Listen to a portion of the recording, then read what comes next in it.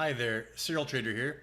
Before I get into the shorter term outlook here, I just want to do kind of a big picture update on what I'm seeing here on the major indices, and of course, working with SPX here as the benchmark.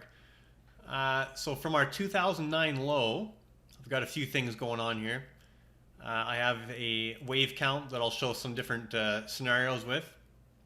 And then I also have this 2009 trend line where all I'm doing is connecting the absolute low in 2009 to basically the lowest point, the lowest first point that I can connect the trend line to, because obviously this would mean nothing connecting it there, and this basically gives us our longest term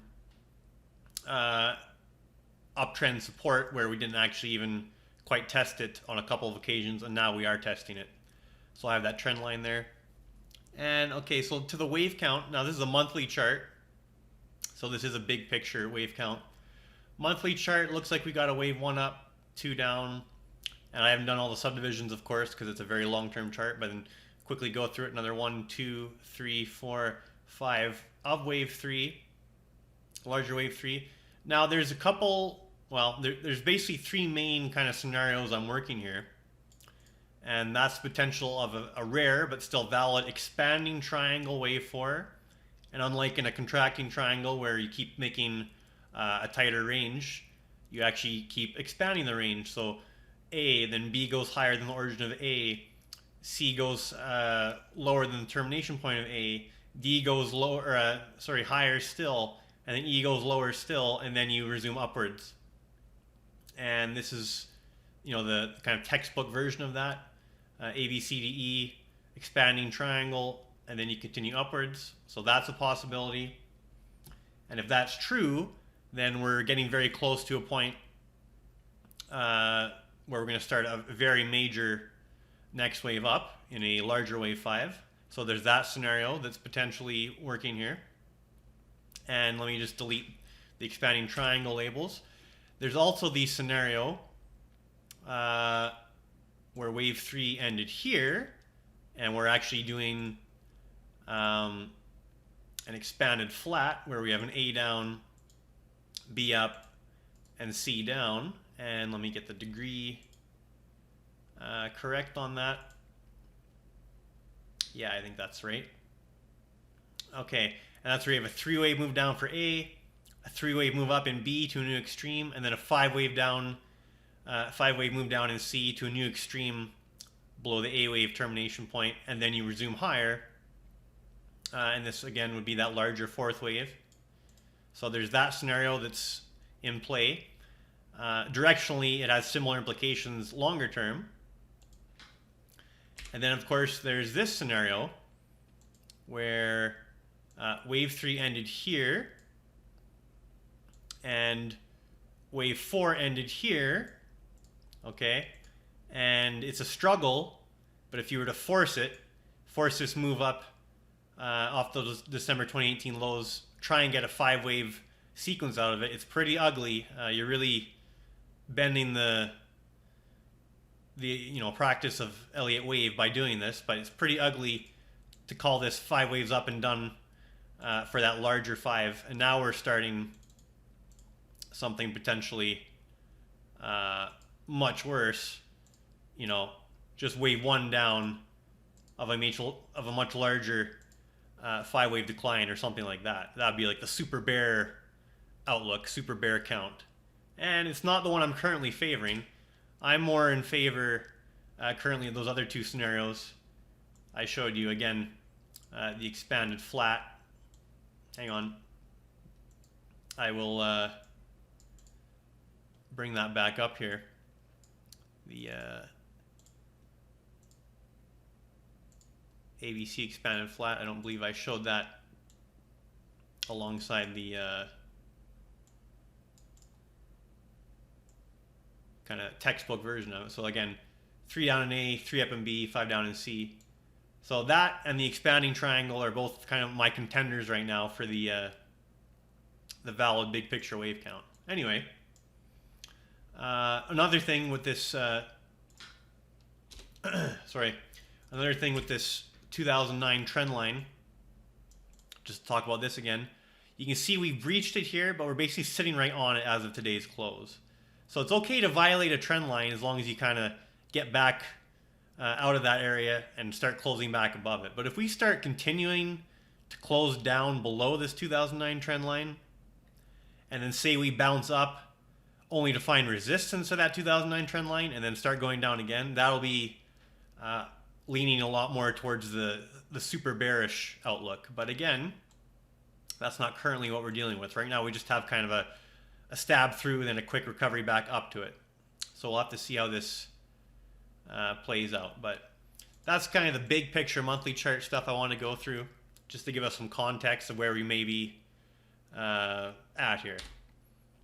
Now, shorter term, I'm still undecided whether we're working an ABC down, and if it was just an ABC down, that would be for wave E of that larger big picture expanding triangle, or if we're going to do a 1, 2, 3, 4, 5 down, which is still possible, that could be for wave C of the big expanded flat, or it could be the initial move down in a much more bearish downward sequence. So it'll be interesting if this actually does complete in 3 waves or in 5 waves. So currently, now of course it's very hard to call the bottom in real time to the day, because it can always go lower.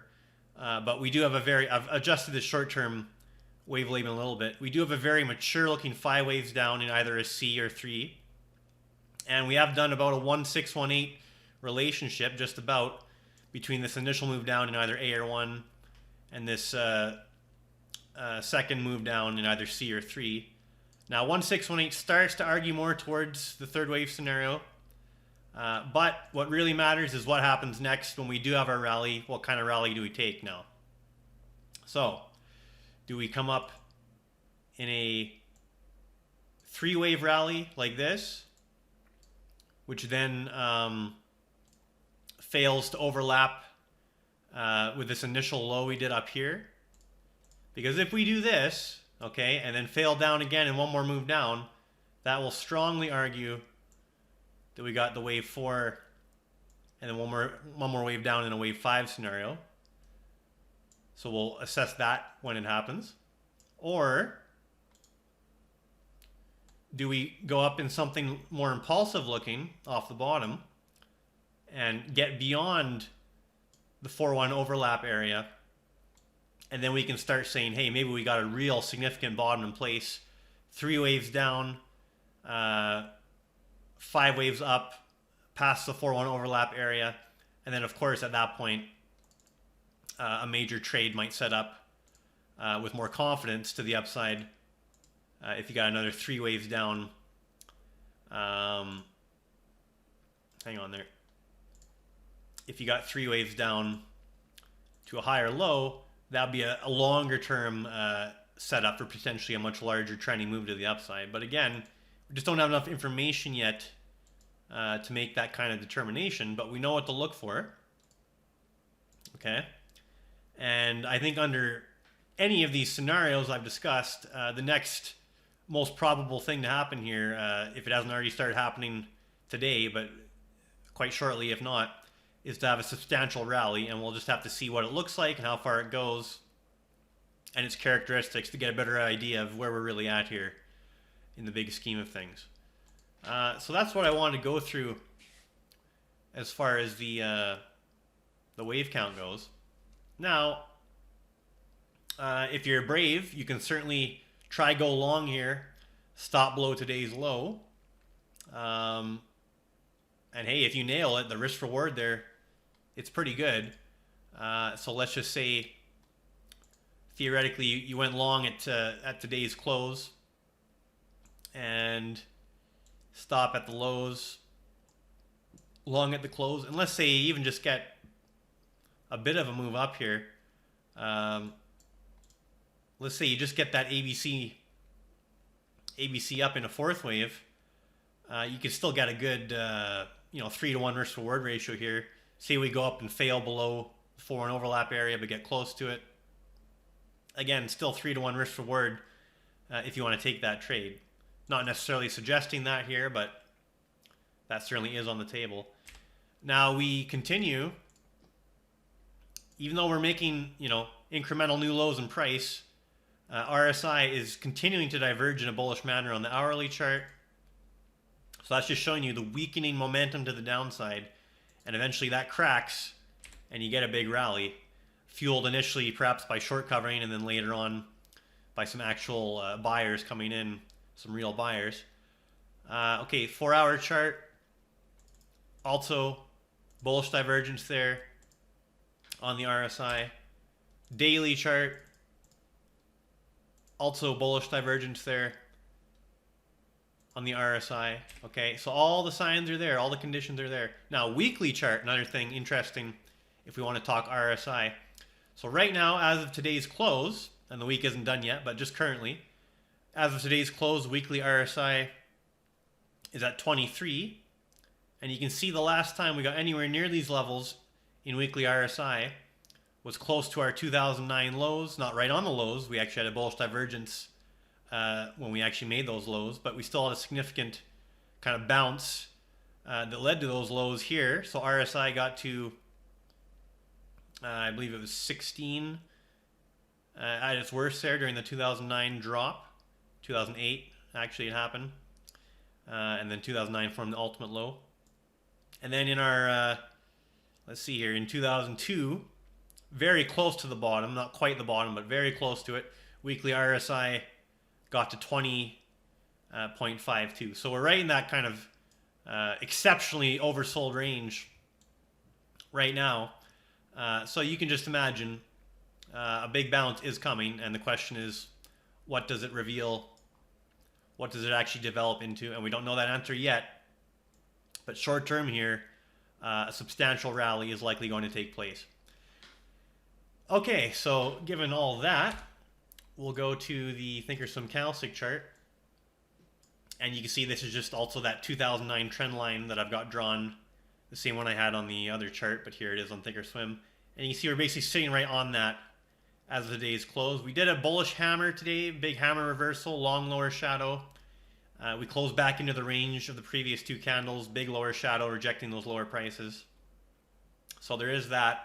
Obviously, we need follow through and we need confirmation to get any kind of confidence here. But again, another buy signal.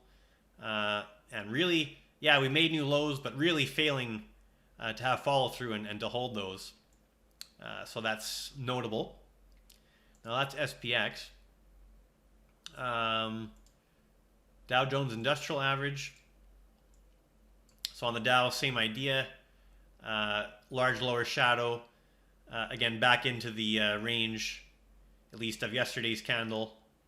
And the Dow is showing the most weakness. It's had the largest percentage drop of the three indices that I'm looking at here.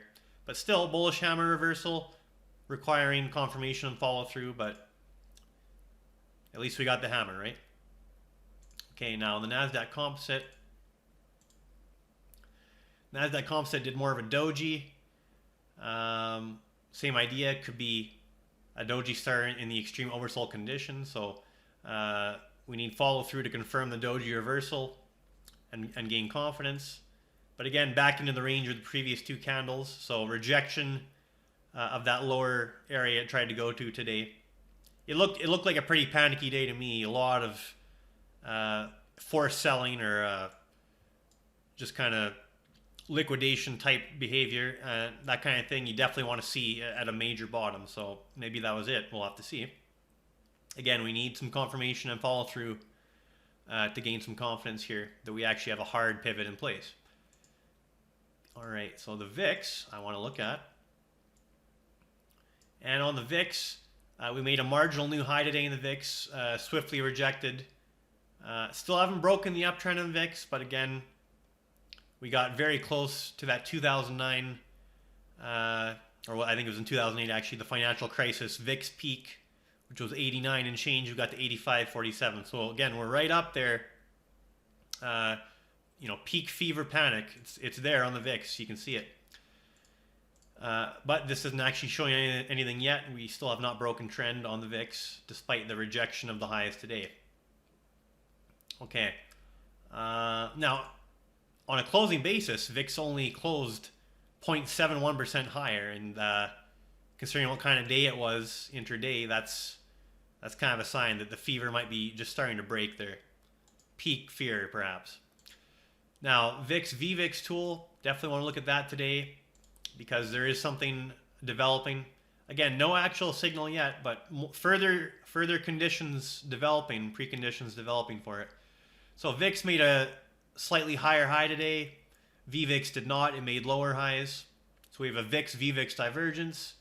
We're threatening to get below this red moving average here on VVIX, and then of course we would need to get above the blue moving average on SPX to have a confirmed buy signal with this tool. So again, no buy signal yet, but preconditions are there. We need step 3. We need to get SPX above the blue, VVIX below the red, and then according to this tool, we got our buy signal. And it could have significant follow through depending on how major of a bottom we just put in or are putting in right now. So that's really what I wanted to go through today. And either you want to be a little more careful, patient, wait for that confirmation, and potentially have a higher confidence level but less reward because you got in later, or you want to be brave, get in now, and try use a stop against the current lows. That's really the decision you have to make here. And I'll be doing a crude oil video here in a bit because we need to update that on a multi-year basis. All right, stay healthy out there. Serial Trader signing off.